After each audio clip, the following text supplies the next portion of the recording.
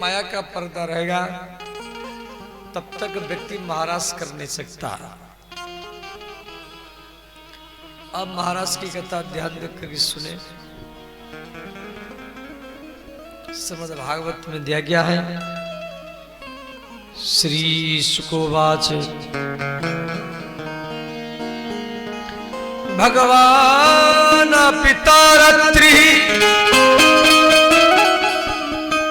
शरदोत्फुल्ल मल्लिका विक्षरन्तु मन चक्रे योग माया उपाश्रिता। अब ध्यान देकर सुने महाराज की कथा हम लोग चर्चा कर रहे हैं।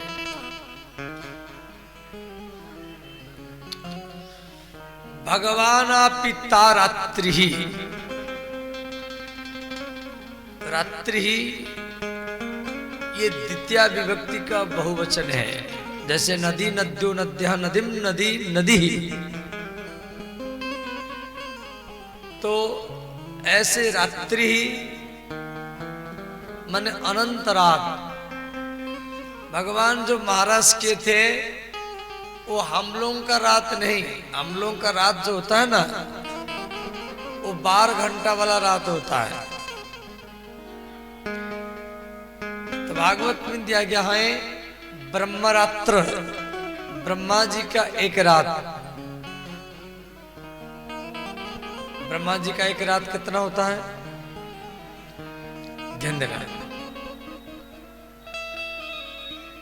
कलियुग की आयु है 4,32,000 वर्ष। अभी कलियुग मात्र 5,208 वर्ष हुआ है, समझ गए। तो कलियुग की आयु है 4,32,000। कलि का 2 गुना है द्वापर युग। तो 4,32,000 को 2 गुना करो, 8,64,000 वर्ष ये द्वापर युग होता है। कलि का 3 गुना है तृतीया।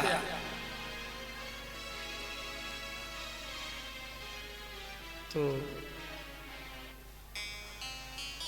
12,96,000 वर्ष ये तृतीया युग होता है।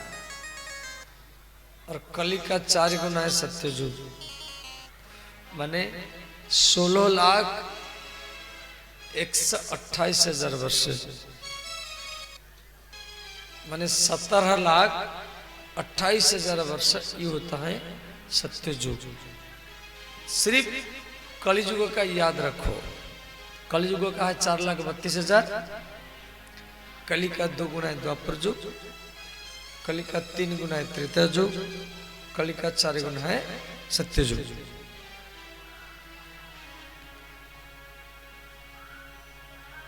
तो ये 4 युग मिला दो,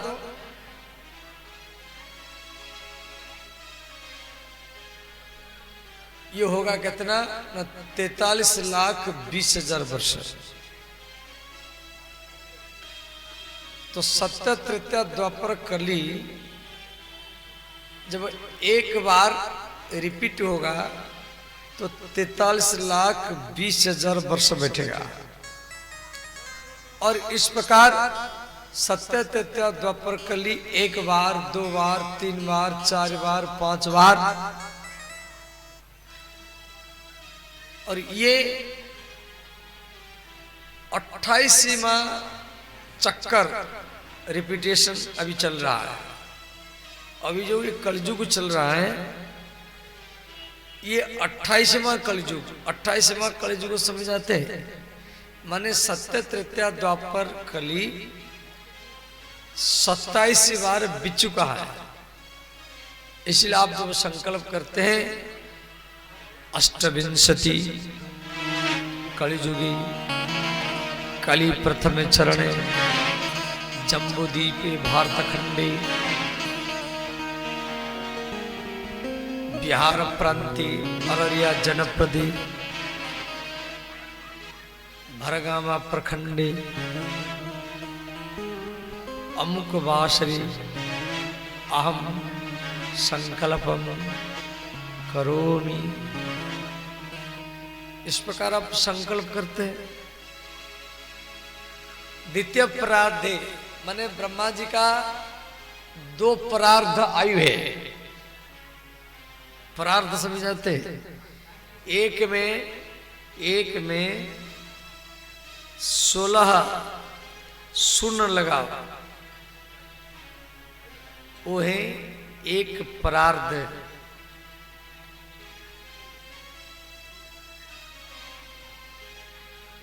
तो ब्रह्मा जी का 2 प्रार्ध आयु होता है।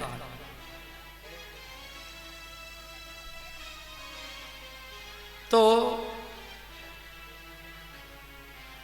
जब पृथ्वी में सत्य त्रेता द्वापर कली ये 1000 बार बीतेगा, 1000 बार, तो ब्रह्मा जी का एक दिन होगा। सत्य त्रेता द्वापर कली जब एक चक्कर होगा तो 43,20,000 वर्ष होगा। इस प्रकार सत्य त्रेता द्वापर कली जब 1000 बार बीतेगा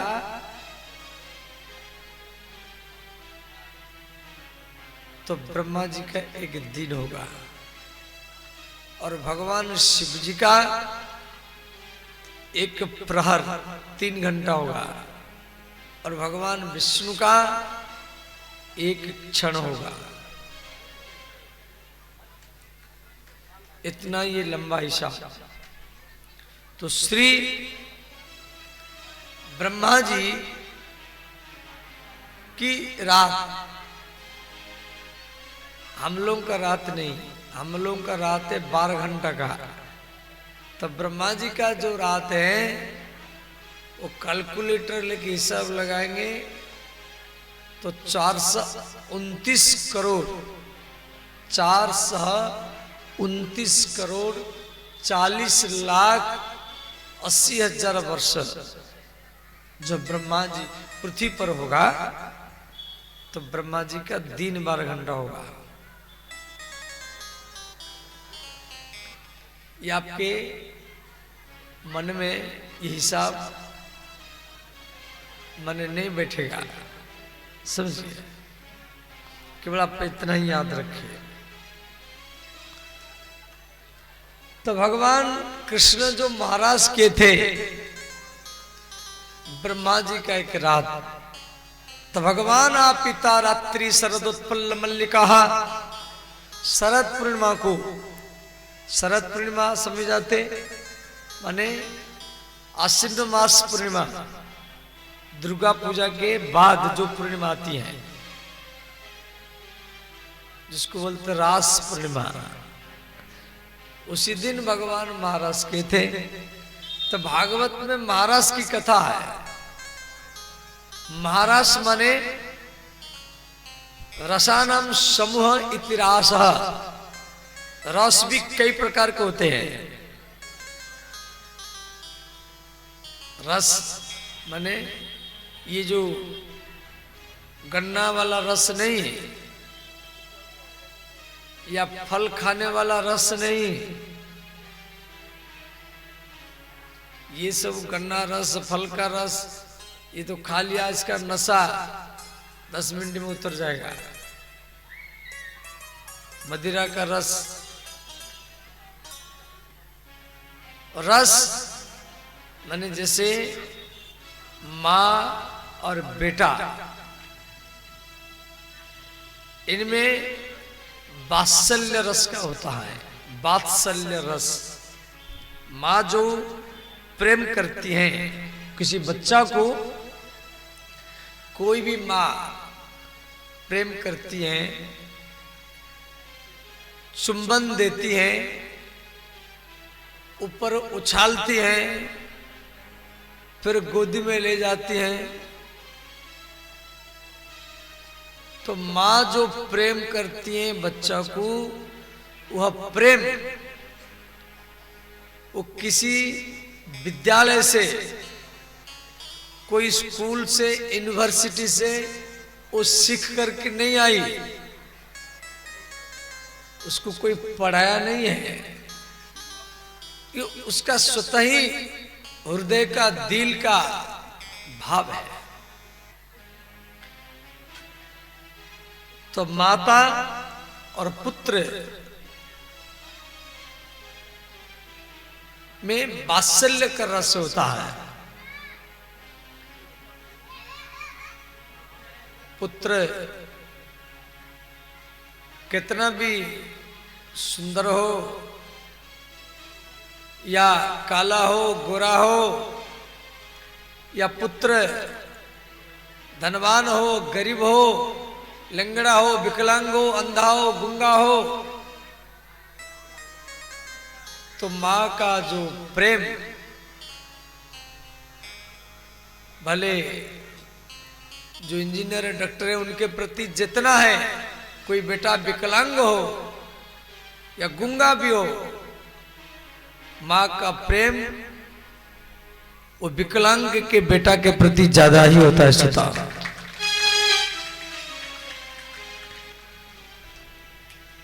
वो ये नहीं है इंजीनियर है या डॉक्टर है इसको ज्यादा प्रेम करना, ये विकलांग है, गूंगा है, अंधा है, मां उसका ज्यादा सेवा करती है। तो उसका जो लगाव माता के अंदर में, ये सोच नहीं है ये बड़ा होगा या हमको खिलाएगा पिलाएगा, ऐसा सोच उसके अंदर में नहीं रहता है।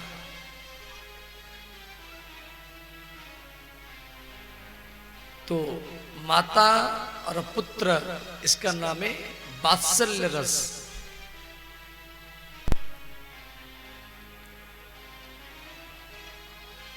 और गुरु और शिष्य,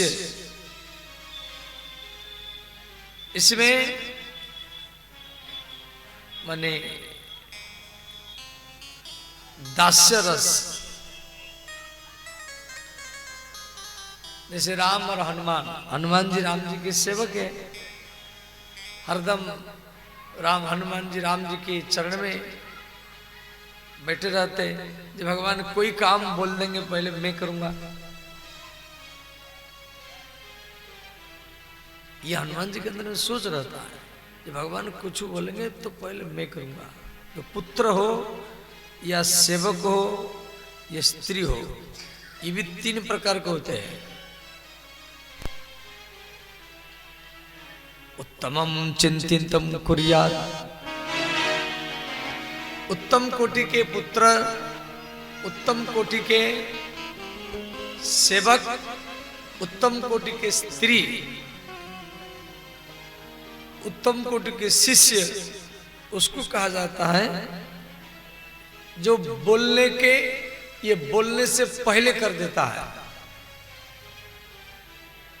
उत्तमम चिंतितम कुर्यात्, जैसे पति नहा करके आए, पत्नी कपड़ा दे दिया, पिता नहा करके आए, बेटा कपड़ा दे दिया, गुरु नहा करके आए, शिष्य या स्वामी नहा करके आए, सेवक कपड़ा दे दिया। ये होगी उत्तम कोटि का।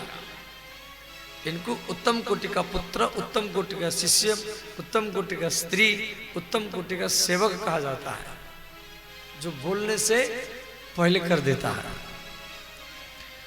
और जो बोलने के बाद करता है वो होते मध्यम।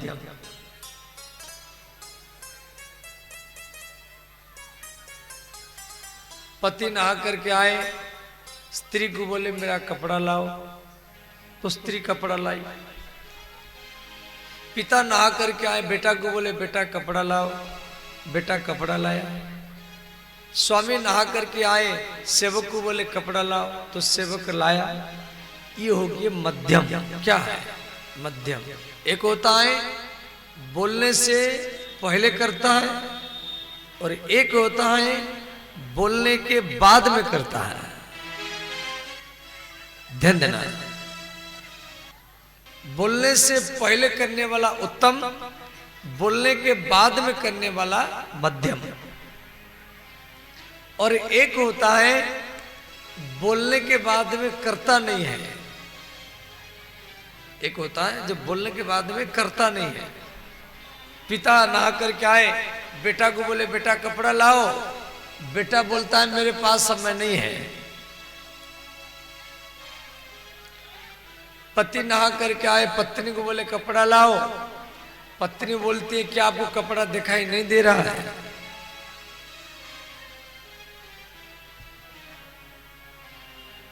तो ये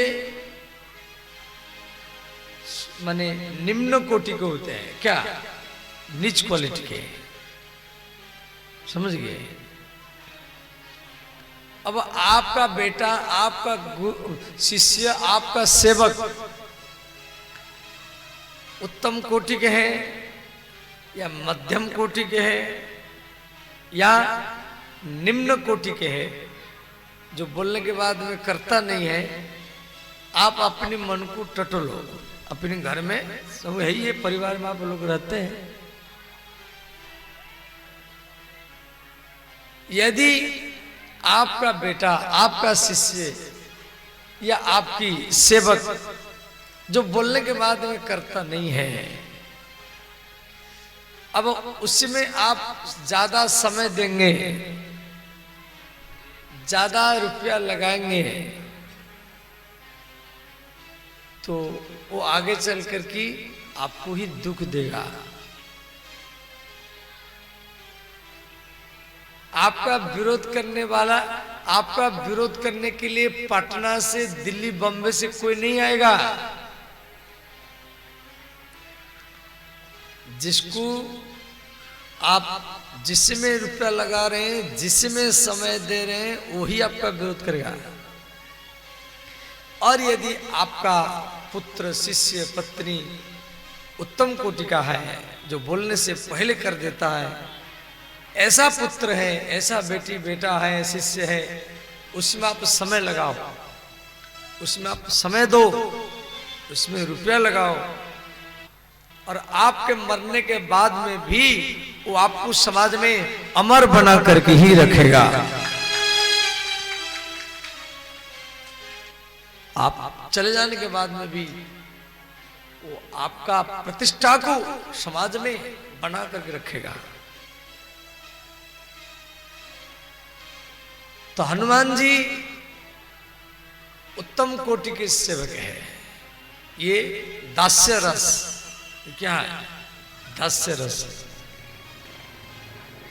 हनुमान चालीसा में दिया गया है। राम दुआरे तुम रखवारे, राम दुआरे तुम रखवारे, राम दुआरे तुम रखवारे, राम दुआरे तुम रखवारे। राम द्वार माने राम जी के पास में, दरवाजा में हनुमान जी हरदम रहते हैं। आप हनुमान जी के सामने खड़ा होना नहीं चाहिए। क्यों? कि हनुमान जी के सामने हरदम राम जी रहते हैं। थोड़ा टेढ़ा होकर के खड़ा होना चाहिए, बाएं दाएं तरफ। तो कोई भी डायरेक्ट राम जी को कुछ मांगता है तो हनुमान जी रो जाते हैं, अरे मुझे मांग, मैं भगवान के दरवाजे में, मैं यदि तेरा इच्छा पूर्ति नहीं करूंगा तभी तेरे में भगवान के पास तू जाना। आपको राम जी को मांगना नहीं पड़ेगा, आपकी इच्छा को श्री हनुमान जी पहले ही पूर्ति कर देंगे। राम दुआरे तुम रखवारे, राम दुआरे तुम रखवारे, हो तो न आज्ञा बिनु पाई सारे, हो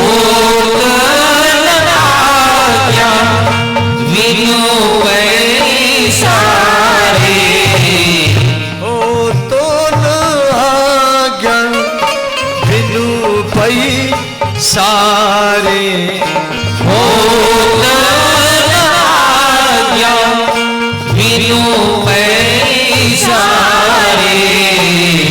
जय जय जय हनुमान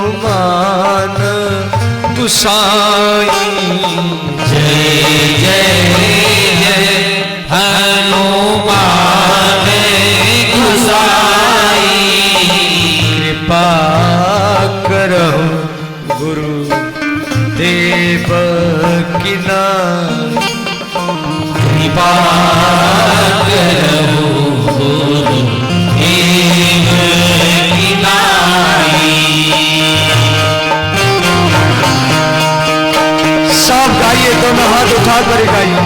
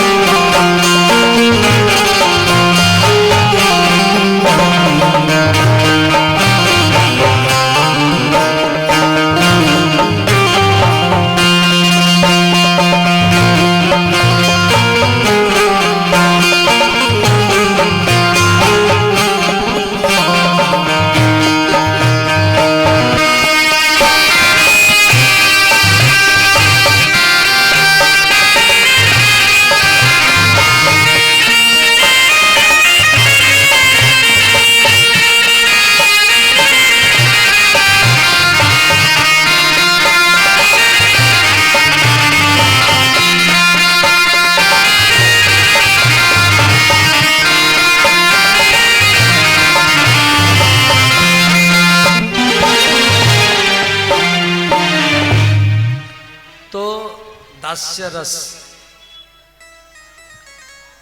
तीसरा है कारुण्य रस। कारुण्य रस जैसे करुणा रस, रोना, श्रृंगार रस, कोई पति पत्नी उनमें श्रृंगार रस, फिर शांत रस। ऐसे हमारी संस्कृति में कई प्रकार के रस है। तो ये सारा रस को मिला दो तो उसका नाम हो गया रास। रसानाम समूह इति रासः।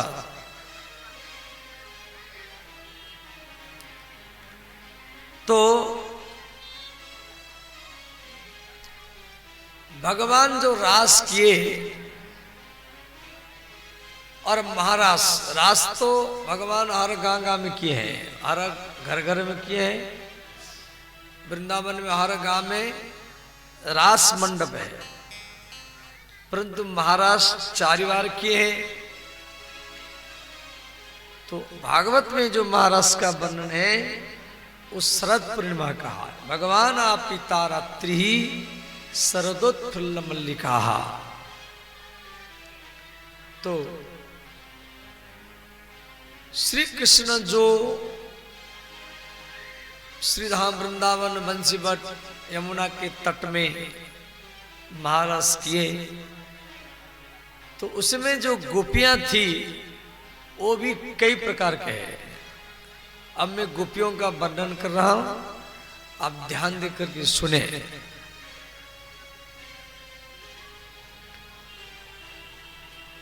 गोपी माने स्त्री। पहले है साधन सिद्ध्या गोपी। साधन सिद्ध्या गोपी का अर्थ क्या है?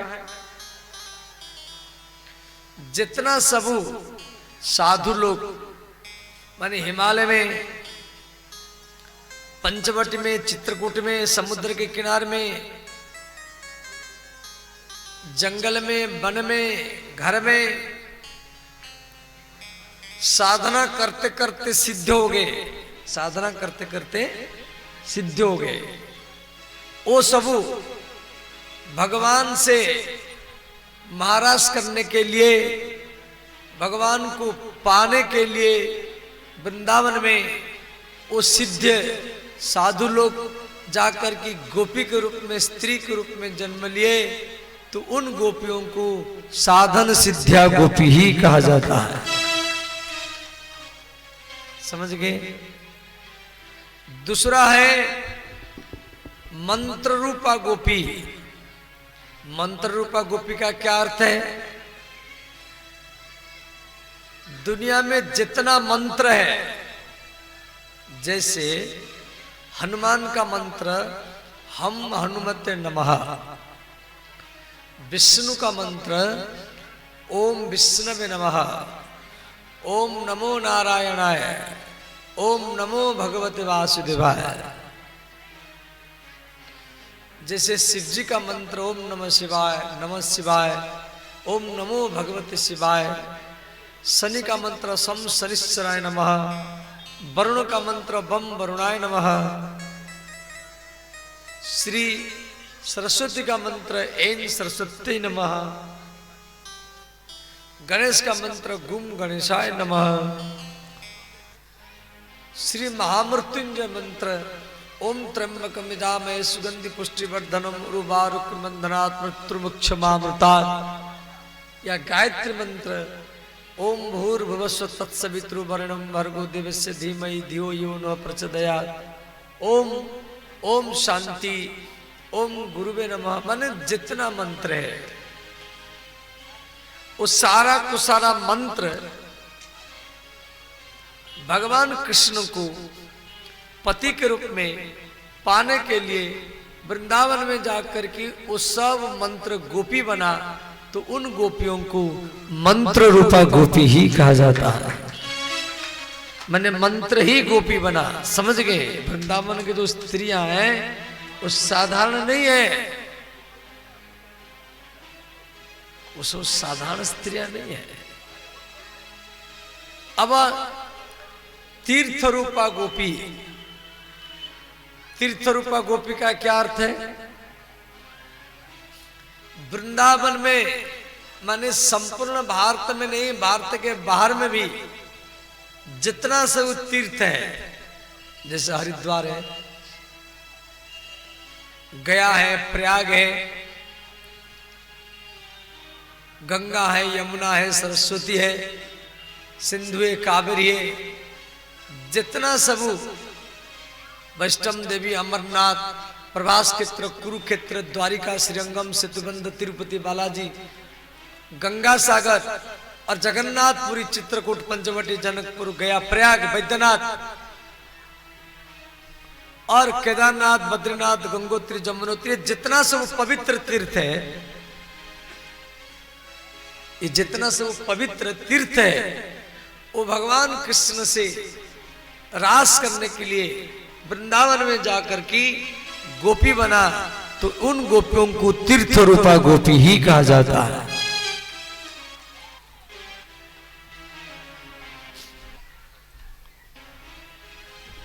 वेद रूपा गोपी, वेद रूपा गोपी का अर्थ समझ जाते? जितना वेद है, ऋग्वेद, यजुर्वेद, सामवेद, अथर्ववेद, यजुर्वेद, आयुर्वेद, स्थापत्य वेद, धनुर्वेद, ये भी वृंदावन में जाकर ही गोपी बना, इनको वेद रूपा गोपी कहा जाता है। ऋषि रूपा गोपी, ऋषि रूपा गोपी का अर्थ क्या है?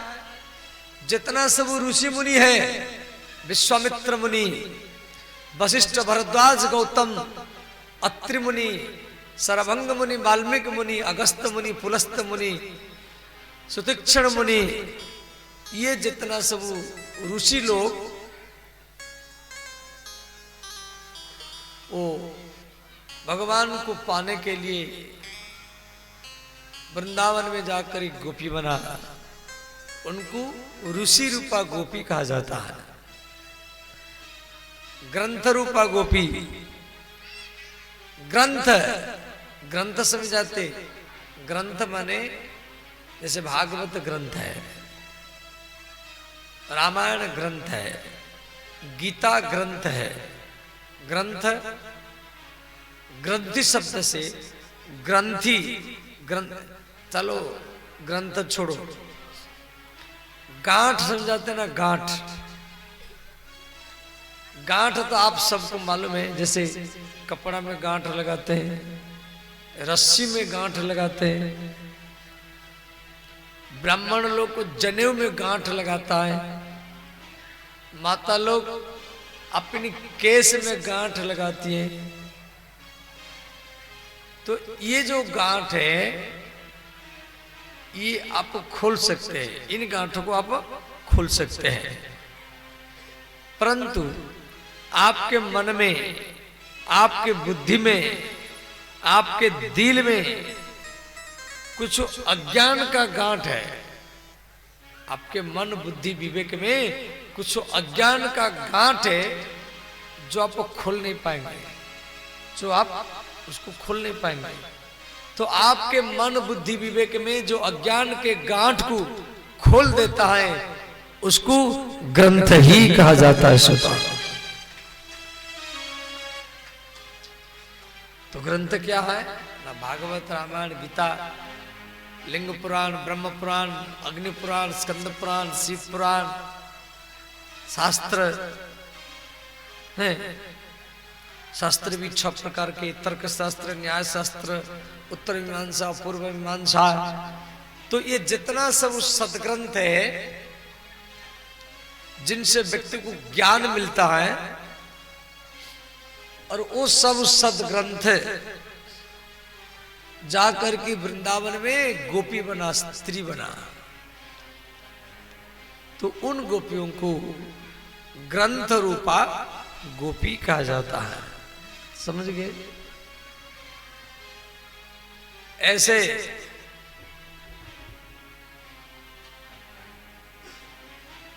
मंत्र रूपा गोपी, नदी रूपा गोपी, पर्वत रूपा गोपी, जो दिव्य दिव्य पहाड़, वो भी वृंदावन में गोपी बना।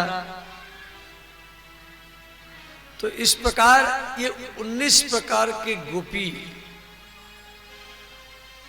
जो भागवत के टीकाकार लोग वर्णन किए हैं। तो भगवान श्री कृष्ण अपनी वंश में क्लीम बीज का उद्घोष किए। निशम्य गीतम तदनंगवर्धनम ब्रजस्त्रियः कृष्ण विषक्त मानुषः। निशम्य गीतम तदनंगवर्धनम। निशम्य माने सुन करके, ब्रजस्त्रियः कृष्ण विषक्त मानुषः, गोपियों के कान में कृष्ण की वंचित ध्वनि सुनाई दिया। अब ध्यान देना गोपियों की क्या हालत है, अब थोड़ा ध्यान देकर सुने। भगवान बंसी बजा रहे यमुना के तट, बंसी बट के नीचे, और कृष्ण का ध्वनि हर गोपियों के कान में सुनाई दे रहा है। भगवान की ध्वनि पूरा ब्रह्मांड में गूंजता था। देवलोक, ब्रह्मलोक, कैलाश लोक, वैकुंठ लोक तक जाता था। तो गोपियों की क्या हालत है, ध्यान देना। देखो, महाराज की जो कथा है ना, ये किसी प्रेमी और प्रेमिका के मिलन का कथा नहीं है। ये किसी पति और पत्नी के मिलन का कथा नहीं है। ये विशुद्ध प्रेम का कथा है। ये विशुद्ध प्रेम का कथा है। समझिए, शुद्ध प्रेम की कथा। ये काम के ऊपर विजय पान का कथा, वासना के ऊपर विजय पान का कथा। प्रेम समझाते, प्रेम किसको बोलते? प्यार और प्रेम में अंतर होता है। कुछ लोग को प्यार को प्रेम मानता है, ये भूल है। जिसमें कामना होता है, जिसमें वासना होता है, जिसमें विषय का सुख होता है, उसको प्यार कहलाता है, उसको प्यार कहा जाता है। और जिसमें कामना नहीं, वासना नहीं, सिर्फ उपासना होता है, वो प्रेम ही कहा जाता है।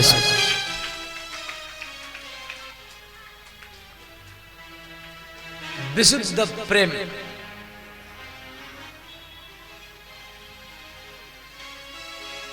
की कथा है ये। महाराज नारद भक्ति सूत्र में नारद जी बोले हैं, प्रेम क्या है? न प्रतिक्षण वर्धमानम अनुभव रूपम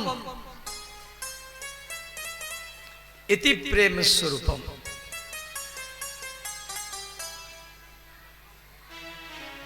जो हरदम बढ़ता रहे वो प्रेम है, और जो घटता रहे वो प्यार है। आज ही आपका मन किसके ऊपर है, फिर 2-4 साल के बाद में मन और दूसरी के ऊपर है, फिर 2-4 साल के बाद मन और किसके ऊपर। तो ये प्रेम नहीं था।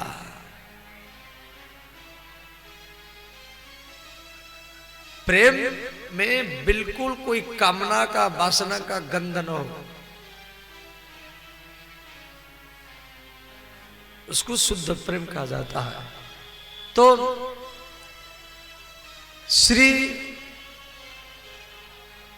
भगवान कृष्ण के वंचित ध्वनि गोपियों के कान में सुनाई दिया। कुछ गोपी गैया दोहन कर रही थी। जैसे कृष्ण की वंचित ध्वनि सुनाई दिया, वो दुग्ध पात्र को फेंक करके वृंदावन की ओर भागी। और कछु गोपी भोजन परस रही थी। परिवेशंत तद्हित्वा, जैसे पति को भोजन दिया, पति है, सास है, ससुर है, बेटा है, बेटी है, उनको रोटी दिया, अब सब्जी देना बाकी है। कृष्ण की वंशित ध्वनि सुनाई दिया, वो सब्जी क्या देगी, वो सीधा वृंदावन की भागी। परिवेशन तो देखो, ध्यान देना, इस श्लोक को थोड़ा ध्यान देना, मैं मन से नहीं बोल रहा हूं, भागवत में सब लिखा गया है। परिवेशन तद हित्वा, माने भोजन परिवेषण कर रही थी, उसको छोड़ करके। पायंत शिशुन पयः, कछु गोपी अपने अपने बच्चा को दूध पिला रही थी।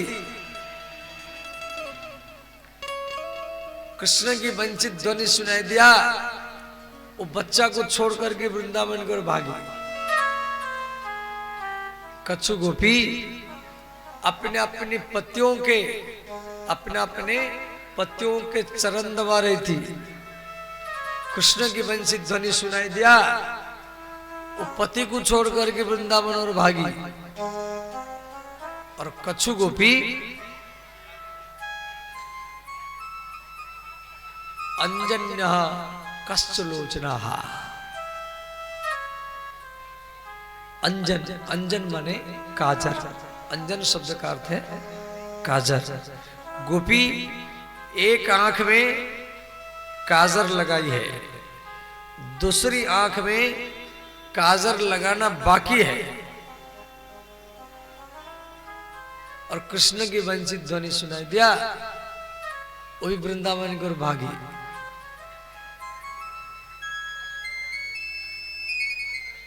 और कछु गोपी वस्त्र पहन रही थी, कपड़ा। कृष्ण की वंशित ध्वनि सुनाई दिया, व्यतस्त्र वस्त्र भरणाहा, मैंने कपड़ा को अदल बदल करके पहन लिया। शर्ट की जगह पर पैंट, पैंट की जगह पर शर्ट। कृष्णा अंतिकम ययुहु, और कृष्ण के पास में आगे। अब थोड़ा विचार करो, ध्यान देना। आप इतना व्यक्ति बैठे,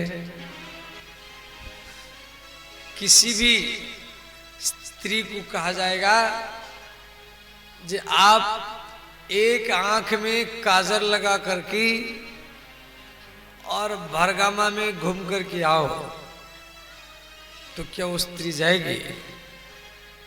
वो नहीं जाएगी, वो शर्माएगी। किसी भी पुरुष को या कोई भी स्त्री को कहा जाएगा आप कपड़ा को अदल बदल करके पहनो, नीचे की कपड़ा ऊपर, ऊपर की कपड़ा नीचे। बरगामा में घूम करके आओ, वो नहीं जाएगा, वो शर्म आएगा। परंतु यहां भागवत में दिया गया है गोपी कैसे चली गई। इसका अर्थ यह है गोपी को देह का ज्ञान नहीं है। जैसे कोई छोटा बच्चा है, कोई छोटा बच्चा है, 2 साल का बच्चा है, उसको एक आंख में काजल लगा दो, बोलो घूम करके आओ, वो घूम करके आ जाएगा। बच्चा को कैसा भी कपड़ा पहरा दो, वो घूम करके आ जाएगा। क्यों? उसको उसके मन में कोई विकार नहीं है, उसको मालूम नहीं है मैं स्त्री हूं या पुरुष हूं। तो वो भाव को शुद्ध भाव कहा जाता है। भगवान अता भिक्ष शुद्ध भाव प्रसादित, शुद्ध भाव। तो ये जो गोपियां, इनका भाव शुद्ध है। इसीलिए कोई एक आंख में काजल लगाइए और ऐसी अवस्था में कृष्ण के पास चले गए। कोई कपड़ा को अदल बदल करके पैर के चले गए, पति को छोड़ करके, बच्चा को छोड़ करके, काम को छोड़ करके चले गए। भागवत में दिया गया है कछु गोपी जो जा रही थी, उनको उनके पति सास ससुर पकड़ पकड़ करके किवाड़ मैंने घर में उनको बंद कर दिए, ताला लगा दिए। तो जिन गोपियों को उनके सास ससुर पति भाई या बेटा पकड़ पकड़ करके घर में बंद किए, वो सारा को सारा ब्रजगोपी सबसे पहले भगवान कृष्ण के पास में ही पहुंच गए। सबसे पहले भगवान आकाश में पूर्ण चंद्रमा है और शरद पूर्णिमा का रात है, रात का समय है। भगवान गोपियों का स्वागत किए। श्री भगवान उवाच भगवान स्वागतम भो महाभागा प्रियम किम करवामि वह। भगवान स्वागत किए। स्वागतम भो महाभागा प्रियम किम करवाणि वह। ब्रजस्यानमें कश्चित् वृता आगमनम कारणम। भगवान स्वागत किए।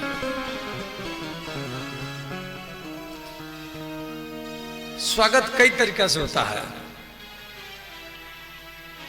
प्रणाम करना,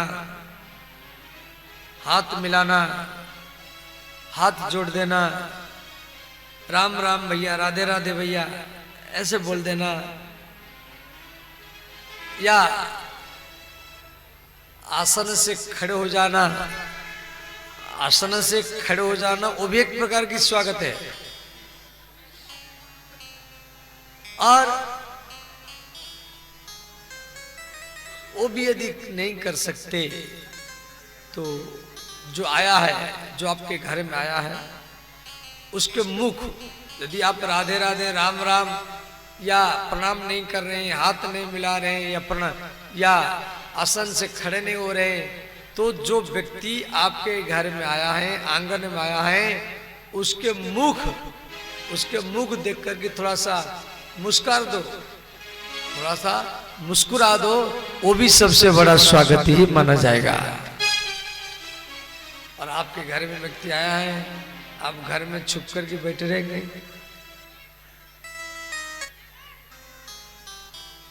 आप बोलेंगे नहीं नहीं, जब तक यहां तक नहीं आएगा तब तक मैं सामने जाऊंगा नहीं। ऐसा नहीं करना है।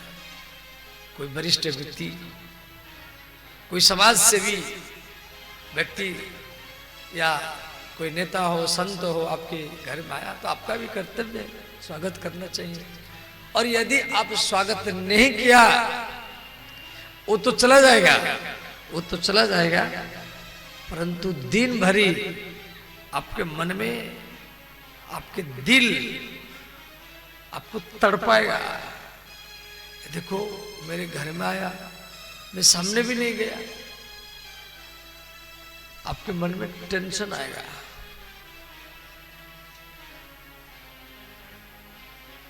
यदि आदमी कम हो, यदि आदमी कम हो तो वहां आप प्रणाम भी कर सकते हैं, नेता है तो हाथ मिला सकते हैं,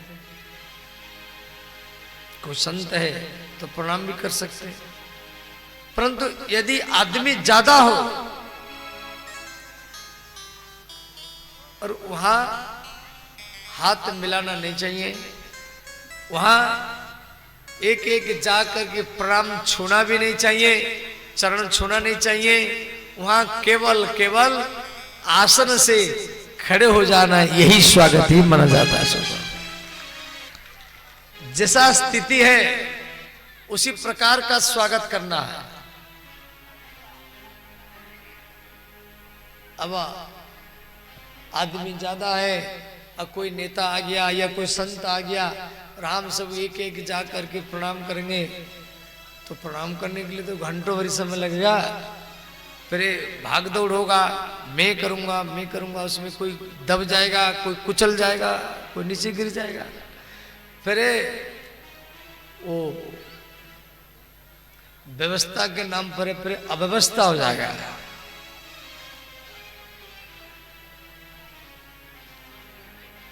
तो श्री भगवान गोपियों का स्वागत किए। स्वागतम भो महाभागा प्रियम किम करवाणी वह। अब कोई तो एक दो गोपी नहीं है, वो लाखों करोड़ों गोपी है।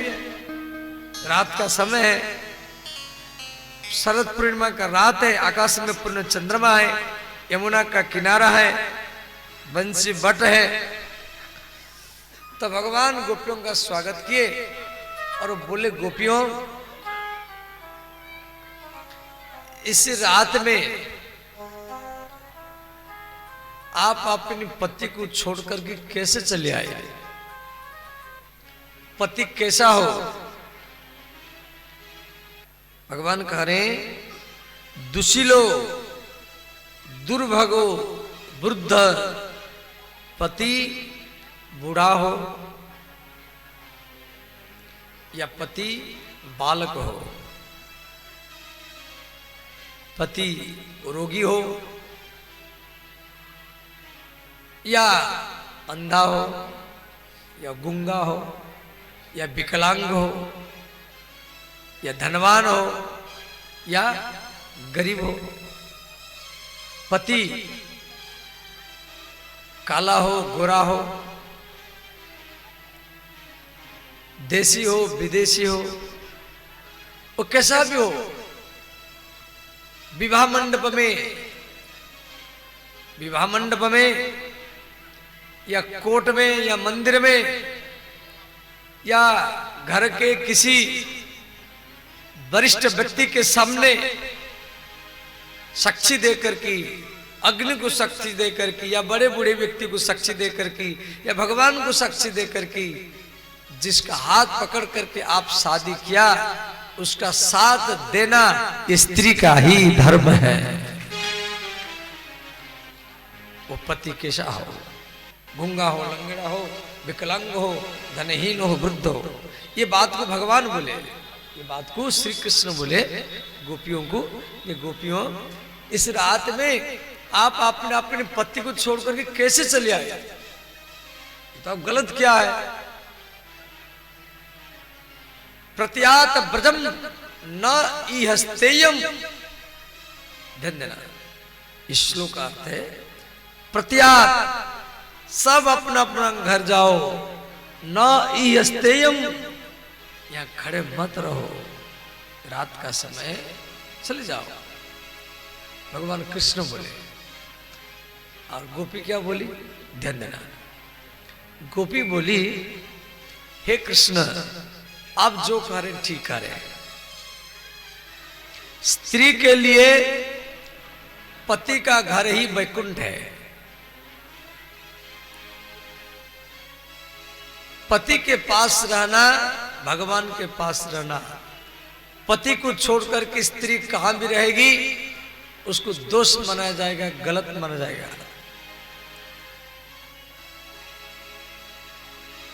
ये आप जो कह रहे हैं ठीक कह रहे हैं, परंतु हम विचार करके घर छोड़ा है। भगवान बोले क्या विचार की? गोपी बोली हमें ये विचार किया जो हमारे घर में जो पति है वो एक जन्म का पति है, 2 जन्म का, 3 जन्म का या 7 जन्म का पति है। क्यों 7 फेरी लगता है विवाह मंडप में। तो ये हमारे घर में जो पति है वो 1 जन्म का पति है, 2-4 जन्म का पति है। परंतु जो बंसी बजा करके वृंदावन में हमको बुला रहा है वो जगत पति है, वो परम पति है, वो सबके पति है। तो हमने सोचा जब अनंत जन्म की पति, जगत पति, परम पति, जन्म जन्मांतर के पति हमको बुला रहा है तो हमें 1 जन्म के पति को छोड़ करके परम पति के पास चले आए। यह हमें गलत नहीं किया, हम ही ठीक किया। आप जो बोल रहे हैं वो गलत बोल रहे हैं। देखो ये जो नियम ये साधारण नियम नहीं है। इसीलिए भक्ति क्या है ना, यथा ब्रजगोपी का नाम। भगवान कृष्ण हार गए, गोपियों के सामने कृष्ण हारे। बोले गोपियों अब तो मैं हार चुका हूं, अब मुझे महाराज करना ही पड़ेगा। तो भगवान क्या किए, जितना गोपी थी भगवान इतना रूप बना लिए। अनंत गोपी, अनगिनत गोपी, गिनती कर नहीं सकते। अब भगवान कृष्ण इतना रूप बना लिए। सब गोपियों को ऐसे लगा कृष्ण मेरे हाथ पकड़ करके मेरे साथ नाच रहे हैं। तो उस समय महाराज को देखने के लिए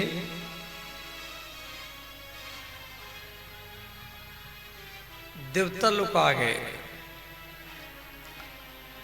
तो गोपी बोली देवता हूं, आप वृंदावन में आ नहीं सकते, आपको महाराज देखना है तो आपको आकाश मार्ग से देखिए, आपको महाराज में प्रवेश नहीं है।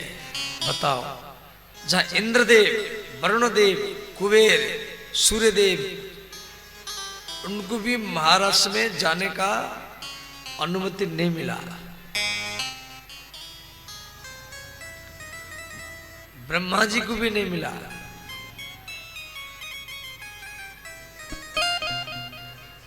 तो देवों के देव महादेव भगवान शिव आ गए महाराज देखने के लिए वृंदावन। तो गोपी बोली महादेव आप वृंदावन से निकल जाओ। अब भगवान महादेव उदास हो गए। देखो ये देवताओं को निकाल दिया और हमको भी निकाल रहे। भगवान महादेव बोले गोपियों हम महादेव हैं, देवों के देव, और हमको आप भगा रहे।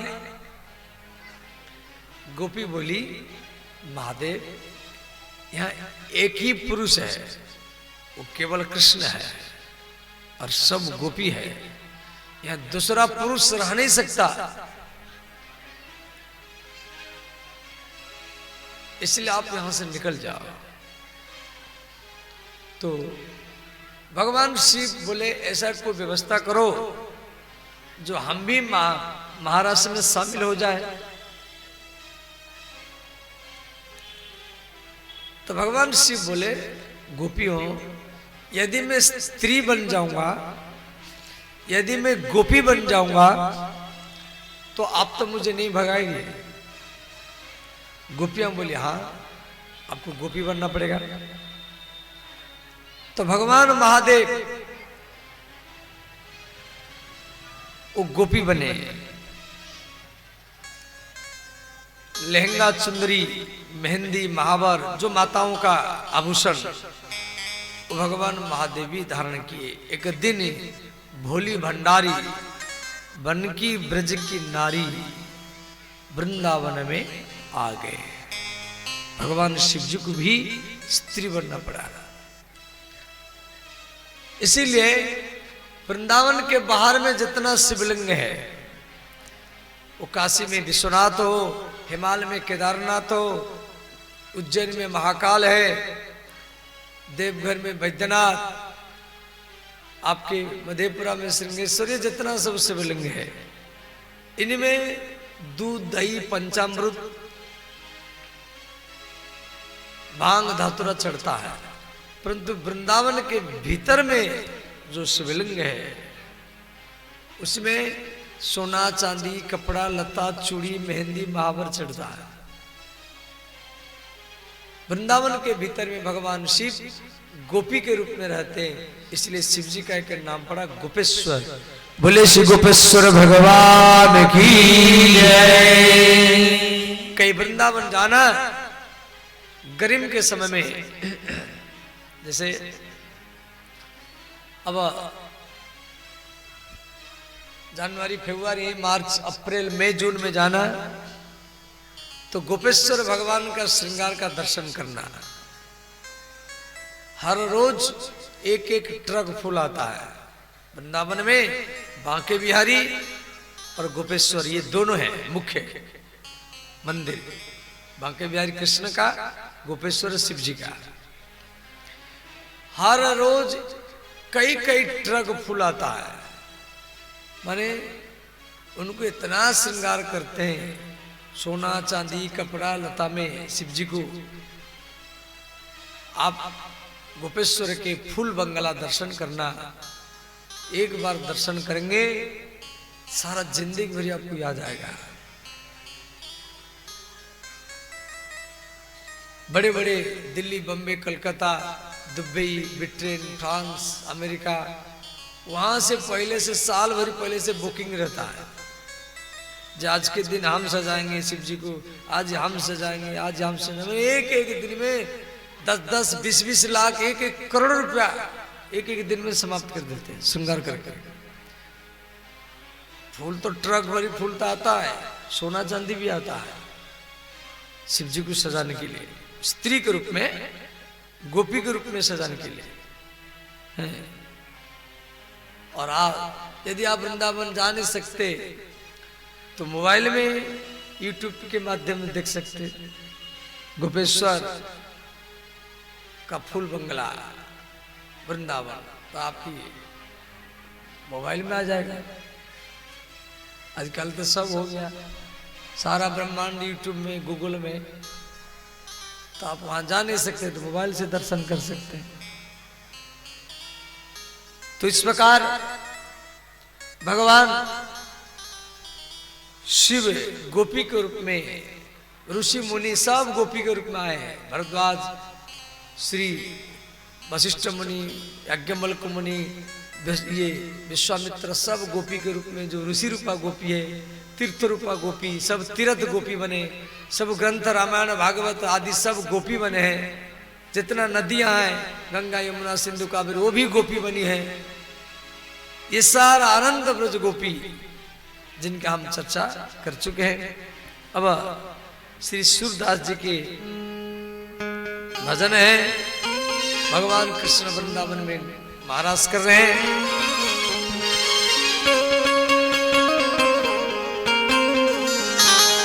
मनमोहन की बंसी बाजी वृंदावन के रास में, मनमोहन की बंसी बाजे वृंदावन के रास में, मनमोहन की बंसी बाजे वृंदावन के रास में, मनमोहन की बंसी बाजी वृंदावन के रास में, मनमोहन की बंसी वृंदावन के रास में। मनमोहन, मनमोहन माने कृष्ण। कृष्ण का एक नाम है मनमोहन, सबके मन को वो मोहित करते हैं, इसलिए कृष्ण का नाम है मनमोहन। मनमोहन की बंसी बाजी वृंदावन के रास में। मनमोहन की बंसी बाजे वृंदावन के रास में।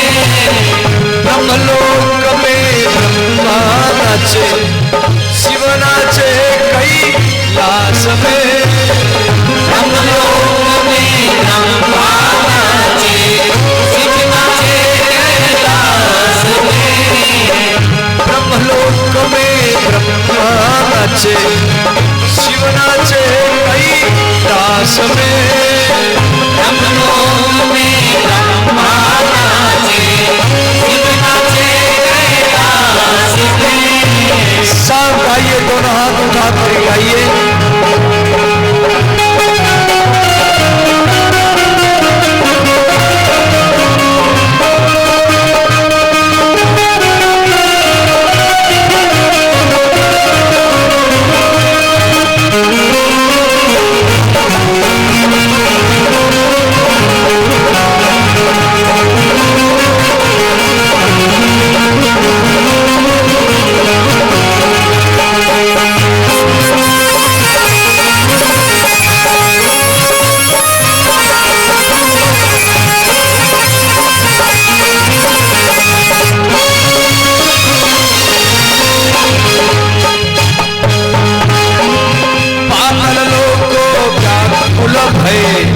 शेषनाग सुर पास में। पातालोक व्याकुल भये, शेषनाग सुर पास में। भगवान कृष्ण वृंदावन में महाराज कर रहे हैं और वंश का ध्वनि ब्रह्मलोक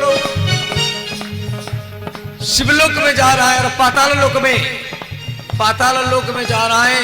जितना नाग सर्प है वो अचंभा हो गए। पाताल लोको व्याकुल भये, शेषनाग सुर पास में। पातालोक व्याकुल भये, शेषनाग सुर पास में। और आकाश में बादल रुक गया, बादल थमे मृदंग बजावे बंशीधर के पास में। बादल थमे मृदंग बजाए बंशीधर के पास में। ब्रह्मलोक में ब्रह्मा नाचे, शिव नाचे कैलाश में। ब्रह्मलोक में ब्रह्मा नाचे, शिव नाचे कैलाश में। मनमोहन की बंसी बाजी वृंदावन के रास में। मनमोहन की बंसी बाजे शिव नाचे कैलाश में। सब गाइए, दोनों हाथ उठा करके हर हर महादेव।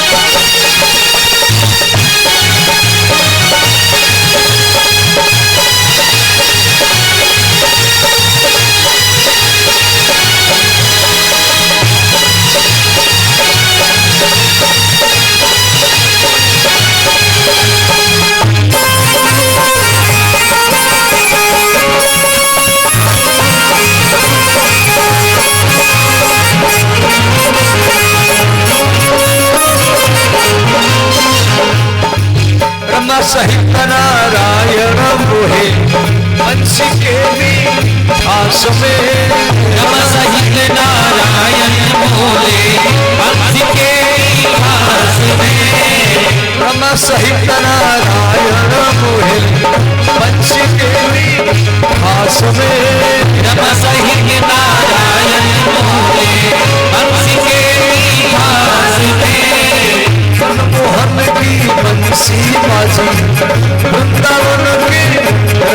में मनमोहन की बंसी बाजे वृंदावन के रास में।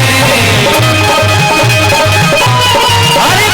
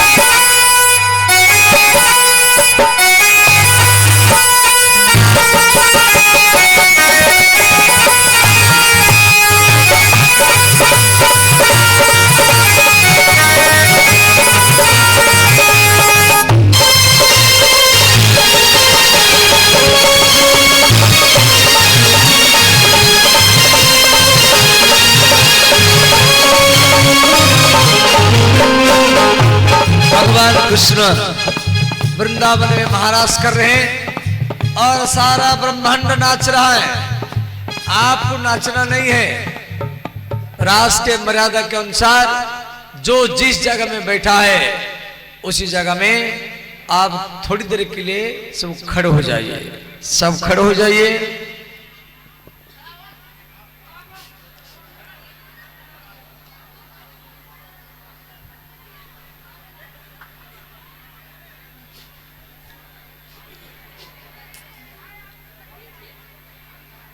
सब हाथ जोड़ लीजिए, सब हाथ जोड़े।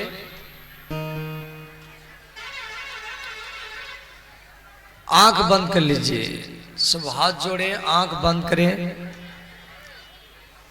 और मैं जैसे बोलूंगा ऐसे ध्यान करना है। श्रीधाम वृंदावन का ध्यान करें जहां